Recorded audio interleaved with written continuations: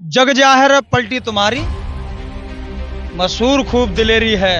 नीतीश चचा जाग उठो, बज चुकी बिहार में चुनाव की रणभेरी है। नीतीश जी का मौन, ये समझ लीजिए बहुत बड़ा तूफान आने वाला है। तो तूफान से पहले की खामोशी है। और याद रख लें, ये तूफान अगर आया तो अकेला बिहार ही नहीं, देश की कुर्सी भी इससे डोलने से रह नहीं सकती। नई साल में 2025 में कुछ नया पूरा भारत देखेगा। भाजपा भी नीतीश कुमार को नहीं बचा पा रही है और नीतीश कुमार जी ये भी जानते हैं कहीं मेरा हाल एकनाथ शिंदे की तरह नहीं हो जाए। रूप बदला, रंग बदला और सुनहरा हो गया, और फूल जब पूरा खिला तो उसका चेहरा हो गया। और जो कहता था कि हम आएंगे तो करेंगे रोशन, अरे उनके आते ही अंधेरा और गहरा हो गया। उनके आते ही अंधेरा और गहरा हो गया। देश की राजनीति में एक बार फिर से 2024 के जनवरी जैसा भूचाल आने वाला है। जी हाँ, जिस तरह से एक साल पहले आज से ठीक नीतीश कुमार ने पलटी मारी थी, एक बार फिर 2025 के जनवरी में पलटी मार सकते हैं। और अब इसे लेकर के लगातार जनता के बीच भी जो है वो हलचल मची हुई है। हलचल इसलिए क्योंकि जब भी नीतीश बाबू पलटी मारते हैं तो पूरी राजनीति डगमगा जाती है। अब देश की जनता क्या समझती है, इससे जानने का प्रयास करेंगे। क्या कहेंगे सर? जग जाहिर पलटी तुम्हारी, मशहूर खूब दिलेरी है। नीतीश चचा जाग उठो, बज चुकी बिहार में चुनाव की रणभेरी है। नीतीश चचा को पता है कि बिहार में चुनाव आने वाला है, और जिस तरह से भारतीय जनता पार्टी ने लगातार नीतीश जी का अपमान करने का काम किया है, कहीं उनको सम्मान नहीं दिया गया। आप देख लीजिए, जो नीतीश सरकार 2020 में आर्थिक हल और युवाओं को बल, ये उनका चुनावी विजन था। न आर्थिक हल हुआ विकास को बिहार को स्पेशल पैकेज भी नहीं दिया गया। बिहार के लोगों को जो नीतीश जी का वादा था, आओ को बल, न उनको बल देने का काम किया, बल्कि उन पर बल प्रयोग करने का काम किया गया जब भाजपा के साथ वो गए। लेकिन कह रहे हैं मोदी जी ने उनके साथ जो है वो भेदभाव किया, गलत किया। बिल्कुल किया है। कैसे किया? क्या मैं कहता हूँ, जो नीतीश जी बिहार चुनाव के अंदर घोषणा पत्र उनका था कि हम युवाओं को रोजगार देंगे, लेकिन जब जेडीयू के साथ थे तो उन्होंने रोजगार भी दिया और एक रिकॉर्ड बनाया एक दिन में सबसे ज्यादा नियुक्ति पत्र बांटने का बिहार के गांधी मैदान से। लेकिन वही नीतीश कुमार जी जब भाजपा के साथ चले जाते हैं तो वही बीपीएससी का छात्र परीक्षा के लिए कहता है कि दोबारा परीक्षा करा दी जाए, तो उन छात्रों पर ऐसे लाठियां भाजी जाती हैं जैसे जलियांवाला बाग में कोई जनरल डायर, विदेशी आक्रमणकारी हमारे देश के लोगों को रौंदने का काम कर रहा हो। तो नीतीश जी का मौन, ये समझ लीजिए बहुत बड़ा तूफान आने वाला है। तूफान से पहले की खामोशी जिसको बताते हैं, ये तूफान से पहले की खामोशी है। और याद रख लें, ये तूफान अगर आया तो अकेला बिहार ही नहीं, देश की कुर्सी भी इससे डोलने से रह नहीं सकती। दिक्कत क्या है एनडीए की सरकार के साथ गठबंधन? देखो, ये तो सबको पता है कि कुर्सी बैसाखियों पर टिकी हुई थी। अब बात यह थी नायडू साहब या नीतीश चाचा कि पहले कौन जाने वाला है। अगर जो पहले पलटी खा गया, और नई साल में 2025 में कुछ नया पूरा भारत देखेगा। नीतीश कुमार जी अपने आप को असहज महसूस कर रहे हैं। जो नीतीश कुमार जी समता मूलक समाज की बात करते हैं, सभी को साथ लेने की बात करते हैं, उन्हीं के सामने, उन्हीं के गठबंधन के साथ ही अगर अंबेडकर साहब के लिए अंबेडकर अंबेडकर अंबेडकर अंबेडकर कहते चले जाते हैं, जो सम्मानित सब है, जिसको अपमान की दृष्टि से देखा उन्होंने, उस पर खामोशी। नीतीश कुमार जी दिल्ली आते हैं और दिल्ली से खामोश चले जाते हैं, किसी भाजपा नेता से नहीं मिलते हैं। जब न मिलने का कारण पूछा जाता है तो वो कह देते हैं कि मेरी तबीयत खराब है। तो मोदी जी के लिए पूरा इंडिया गठबंधन छोड़ आए थे, जिसको नीतीश जी की तो मजबूरी थी उस वक्त, क्योंकि वो नीतीश जी जानते हैं देश की संवैधानिक संस्थाएं जो हैं उन पर पूरी तरह से भाजपा का कब्जा है। अगर आप कह रहे हैं मोदी जी से नीतीश जी डरते हैं? पूरा देश, मैं संस्थाओं की बात कर रहा हूं, जो संस्थाएं हैं उन संस्थाओं का कहीं दुरुपयोग नहीं कर दिया जाए।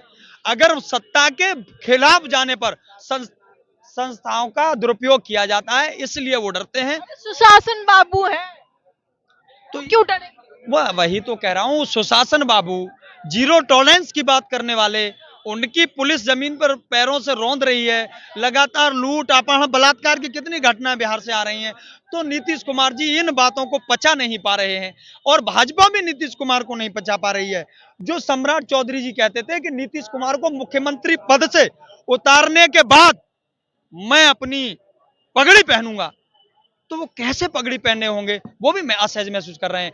वो नीतीश कुमार जी ये भी जानते हैं कहीं मेरा हाल एकनाथ शिंदे की तरह नहीं हो जाए। जिस तरह से महाराष्ट्र के अंदर एकनाथ शिंदे को तेजपात के पत्ते की तरह फेंक दिया गया है, बिहार में मेरा भी वही हाल होने वाला है। ये बात आप कर रहे हैं कि उन्हें कोई भाव नहीं मिल रहा, उन्हें तो भारत रत्न देने की बात हो रही है। अब बस ये एक, मैं बताऊं, एक लोलुप है, ये लॉलीपॉप बता दिया गया है इसलिए कि पलटी ना मारे।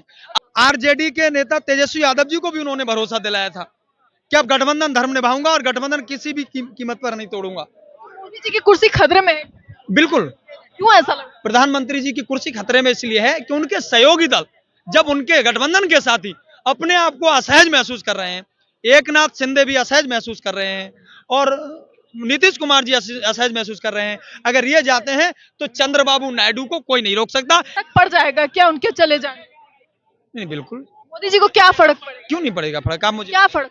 अगर नीतीश कुमार जी जाते हैं तो चंद्रबाबू नायडू को कोई नहीं रोक सकता है। वो भी निकल जाएगी।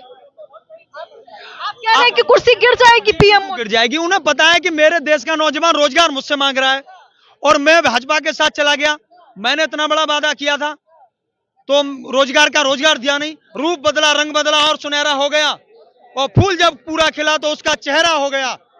और जो कहता था कि हम आएंगे तो करेंगे रोशन, यानी भाजपा कहती थी हमारे साथ आओगे तो नौकरी देंगे, जो कहते थे हम आएंगे तो करेंगे रोशन, अरे उनके आते ही अंधेरा और गहरा हो गया, उनके आते ही अंधेरा और गहरा हो गया। चाचा अंधेरा गहरा हो गया कह रहे हैं? देखो मैडम, अब मुझे लग रहा है जिस प्रकार से हमारे नीतीश कुमार, बाबू नीतीश कुमार के साथ जो हो रहा है, क्योंकि अभी दिल्ली आए थे उनसे कोई नहीं मिला बीजेपी का नेता, तो मुझे लगता है कि सरकार अब है ना चंद महीनों की ही रह गई है।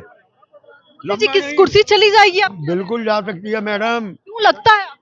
अगर हमारे नीतीश कुमार पलटू चाचा पलट गए ना तो नायडू को पलटने में देर नहीं लगेगी, नायडू भी पलट जाएंगे, गुस्से में वो भी बैठे पर थोड़े दबाव में है वो। संजय राउत कह रहे हैं कि अब तो मुझे भरोसा नहीं है कि इधर के हैं या उधर के हैं नीतीश जी, कुर्सी जाने वाली है केंद्र की। मैडम मैं राउत की बात का समर्थन कर रहा हूँ ना, तो मुझे लग रहा है कि इसी महीने में, जनवरी में, नई साल में कहीं ये सरकार ना गिर सके, क्योंकि इन लोगों ने इतनी पाबंदी लगा रखी है ना। जब ये गठबंधन करते हैं तो बड़े बड़े वादे करते हैं, बिहार को स्पेशल पैकेज देंगे, ये देंगे, नौकरी देंगे और ये देंगे, जब हो जाता है सरकार खड़ी हो गई ये सब कुछ भूल जाते हैं। क्योंकि तो स्पेशल पैकेज क्या मैडम, उस स्पेशल पैकेज में क्या मिला? आज लोग बाग जो नौकरी मांग रहे हैं, विद्यार्थी जो प्रदर्शन कर रहे हैं ऐसी ठंड में, उनमें डंडे पड़ रहे हैं, पानी फेंका जा रहा है, बिहार के अंदर पानी गिरा जा रहा है उनमें, ये क्या है, देश में हो क्या रहा है? अभी नीतीश कुमार आए, 2 दिन रहे दिल्ली में, लेकिन उनसे किसी भी बड़े नेता ने, बीजेपी के आला कमान ने मुलाकात नहीं की, ना अमित शाह ना जेपी। देखो 2 ही वजह है मैडम, या तो अमित शाह को इनका राजनीति का चाणक्य कहा जाता है, जबकि मैं नहीं मानता, देश को डुबाने में इनका बहुत बड़ा हाथ है। अमित शाह जी का, इनकी चाणक्य नीति ही देश का बेड़ा गर्क कर रही है। ये रातों रात विधायक खरीद लेते हैं, रातों रात सरकार गिरा देते हैं, बस यही है। या तो इन्होंने कोई जुगाड़ किया 15-20 सांसदों का, अब वो किस पार्टी से जाते हैं ये मैं नहीं कह सकता, हो सकता कांग्रेस के हों या समाजवादी पार्टी के हों, बहुत हैं। या तो इन्होंने 15-20 सांसदों का जुगाड़ कर लिया है कि अगर नीतीश जी पलटा खा गए तो वो हैं, उन सांसदों को मिला लेंगे। अगर नीतीश पलटा खा गए और तो चंद्रबाबू नायडू भी जरूर जाएंगे,